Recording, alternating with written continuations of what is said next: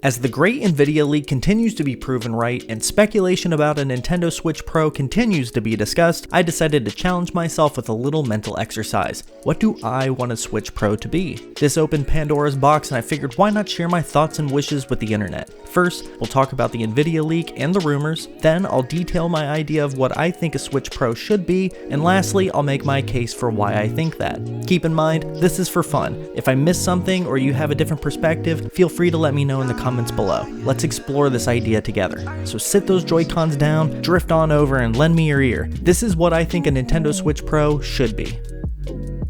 Back in September 2021, a massive database leak from NVIDIA GeForce Now washed over the internet. It revealed a number of upcoming game releases that were supposedly in the works. Additionally, Key9 spotted what appears to be a new graphics application programming interface for Switch called NVN2. For those that don't know, current Switch models utilize a graphics API called NVN. Needless to say, speculation ran rampant. However, many were unsure if the leak could be trusted. Since then, announcements were made for a lot of games that were mentioned in the leak. Here's a list of examples that came true. Bayonetta 3, Chrono Cross Remaster, Crysis 4, God of War PC, Kingdom Hearts 4, Resident Evil 4 Remake, Street Fighter 6, and more. A lot of people, myself included, have started looking at the NVIDIA leak like it might actually be real, which made me wonder if that upgraded graphics API for the Switch was real too. Rumors of a Switch Pro continue to surface to this day. Plus, Bloomberg reported in September 2021 that developers were making 4K Switch games. However, Nintendo took to Twitter to refute that report. Are these rumors from reputable sources? That's the big question for me. Some have even refuted the rumors, claiming that they're unsubstantiated, adding that the proposed graphics hardware would disable backward compatibility. But to be fair, the jury is still out on that. Can we accept the official statement from Nintendo that they're not working on a Switch Pro? The Switch is still selling really well. According to the April 2022 NPD results, its lifetime sales surpassed the PS4. This made the Switch the fourth best-selling console of all time. Maybe confirmation of a Switch Pro would slow or even halt those sales. I don't think that's something Nintendo wants. Everything is incredibly nebulous and purely speculative, but I'd like to take a moment to imagine what I think a Switch Pro should be if these leaks and rumors are to be believed. I know this is going to sound crazy, but stick with me and hear me out. I think the Switch Pro should be a console-only version of the Switch. Don't click away just yet. Instead, picture this in your mind's eye. A Nintendo Switch that is capable of native 4K at 60 frames per second. Maybe games that demand more processing power run at 30 frames per second, but still at 4K. I'd imagine these to be games like Breath of the Wild or Monster Hunter Rise. However, enable 60 frames per second for those titles at 1080p through performance mode, essentially matching the Xbox One X in terms of power, but use a solid-state hard drive with a SATA connection for modern load speeds. I think this is realistic and saves room to grow with the Switch 2. Include 2 USB ports on the front, a 1GB Ethernet port, and HDMI 2.0. Pack in a Switch Pro controller instead of Joy-Cons and sell it at $350 USD. I know this is essentially a step behind the PS5 and Series X, but Nintendo kind of always is. I think this option is realistic and honestly isn't anything to sneeze at. I understand you might not be totally convinced, but allow me to make my case.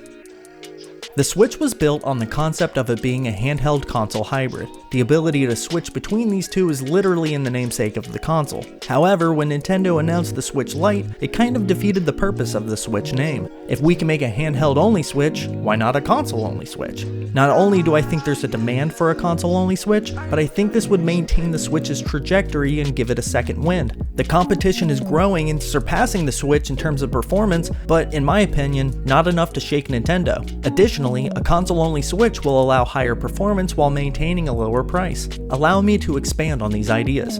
A lot of gamers, including myself, never take their Switch anywhere. It remains docked and essentially functions like a home console. A lot of people are working from home now, especially in larger cities. Less people are riding the subways or buses, and I think handheld gaming will start to wane in time. Although I am aware that people play handheld games on the couch or in bed. Not to mention, Animal Crossing exploded in popularity during the pandemic. Who knows if they were playing on docked Switches in handheld mode or on Switch Lites, but I figured I'd mention it just to play devil's advocate. Additionally, Additionally, a lot of companies are entering the handheld market in the midst of the pandemic, so I could totally be wrong here. However, I still think a lot of gamers are currently using their Switch like a home console anyway, and the portable aspects of the Switch are holding back its performance. With greater power comes greater power consumption. The more pixels and frames you render, the more you eat away at battery life. Also, heat will always be an issue, and cooling a handheld device is more difficult than a console, even in a dock, especially when you use more powerful hardware. Personally, I think Nintendo has already found a good balance of power and battery life with the red box Switch and the Switch OLED. Instead of trying to balance power and portability, why not take off the constraints that come with a handheld form factor? Making a console-only Switch would help achieve the power that some of the already established audience craves, but I think it will also bring in people that have yet to buy a Switch. The section of the audience that doesn't really care for handheld gaming and also wants modern performance. They may be a minority, but that might be all that's left. So many people already own a Switch, but there are still holdouts. I think Nintendo enthusiasts would buy it, and the remaining holdouts will finally succumb to Nintendo's offerings. You can only resist the allure of Mario Kart 8 Deluxe for so long, my friends. Despite other handhelds achieving higher performance, I don't think it's as great as we all hoped. There are a lot of options on the market, but none with the market share that Steam Deck already has, so we'll focus on them for comparison. The Steam Deck screen has a max resolution of 800p. This means that although it can render more than that, it downscales to meet the screen's resolution cap. 800p is still an increase over the Switch, and this results in a sharper image. However, it's not a large leap in resolution. Additionally, it likely affects battery life, but to be fair, one could choose to render games at 720p on the Steam Deck and gain back any losses, so the Steam Deck wins that battle, particularly for its flexibility. Plus, when docked, the Steam Deck is capable of higher resolutions. We see this same feature with the Switch. Most games on Switch, when docked, get a bump to 900p or 1080p. However, the Steam Deck is definitely more capable than the Switch in this area, but it's still not outputting 4K resolutions on anything but simpler games. Not without an external GPU, that is. When it comes to form factor, I've seen complaints that the Steam Deck is too large. The size of the Steam Deck likely comes down to the balance of space for components and room for ventilation. This is an area where I think the Switch has the Steam Deck beat as a handheld.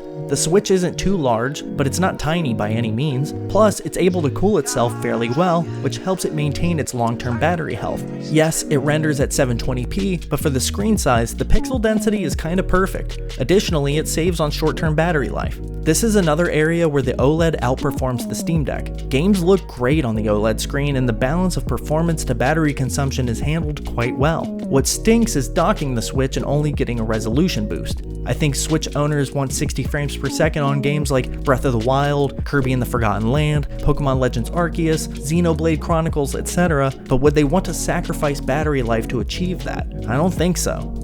In terms of console-only competition, I don't think Nintendo even wants to try to compete with Sony or Microsoft. I think Nintendo knows they have franchises that fans crave, so they can be a step behind PlayStation and Xbox without really feeling the pressure. However, their fans still want to see these great franchises in 4K. This is where I think this Xbox One X mirrored console-only Switch could fit into the picture. You might say, why would anyone buy a last-generation spec to console in 2022? Well, the Series S is technically weaker than the Xbox One X. It just has an M.2 SSD that enables it to load games quicker. I think charging $50 more than the Series S for a more powerful console with a comparable SATA connected SSD would make a lot of sense. Plus, it would highlight the needs for the customer. Do you want a $350 portable console with weaker performance, or do you want a $350 console with modern performance?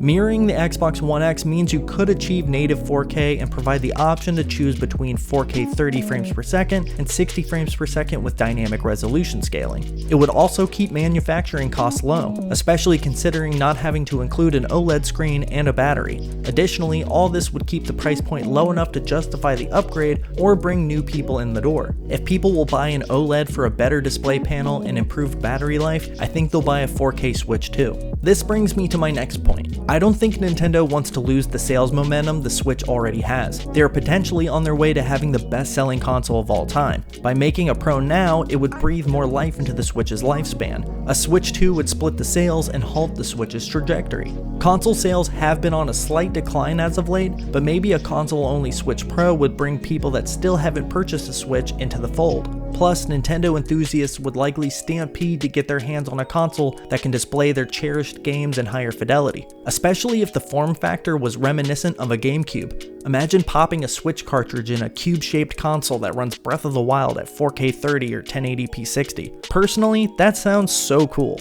I would love that, and I think a lot of people would too, especially the people that have held out on buying a Switch for the last 7 years.